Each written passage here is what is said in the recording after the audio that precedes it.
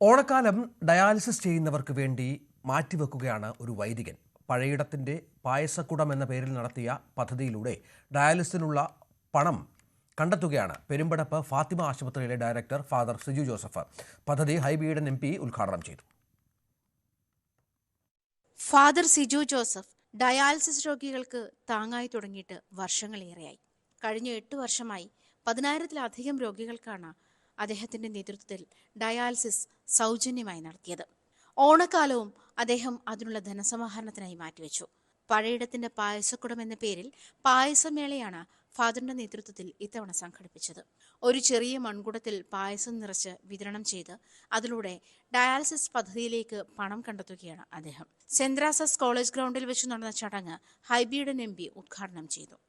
ഒരല്പം മധുരം ഈ ഓണക്കാലം നമ്മുടെ ഡയാലിസിസ് രോഗികൾക്ക് സഹായം നൽകാനാണ് ഒരു ഉത്തരവാദിത്വം സിജു അച്ഛൻ ഏറ്റെടുത്തിട്ടുള്ളത്. ആ ഉത്തരവാദിത്വത്തിൽ നമ്മളെല്ലാവരും പങ്കാളികളായി ഇതൊരു വലിയ ഉദ്യമമായി വിജയിക്കട്ടെ എന്ന് ഞാൻ ആശംസിക്കുകയാണ്. കഴിഞ്ഞ ഓണക്കാലത്തും ക്രിസ്മസ് കാലത്തുമൊക്കെയായി നിരവധി പദ്ധതികൾ father Siju Joseph നടപ്പിലാക്കിയിരുന്നു.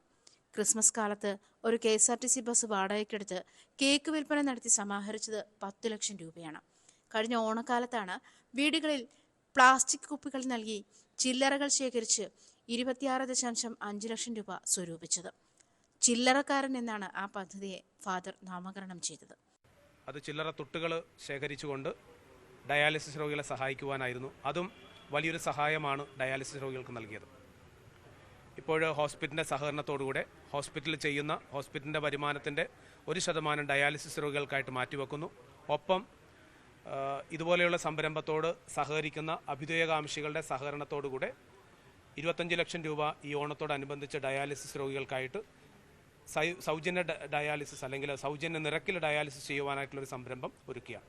TJ Vinod MLA ഉൾപ്പെടെ നിരവധി പേരാണ് പദ്ധതിക്ക് പിന്തുണയുമായി എത്തിയത്. ആശുപത്രി ജീവനക്കാർ സംഘടിപ്പിച്ച തിരുവാതിരയും ചടങ്ങിന്റെ ഭാഗമായി അരങ്ങേറി.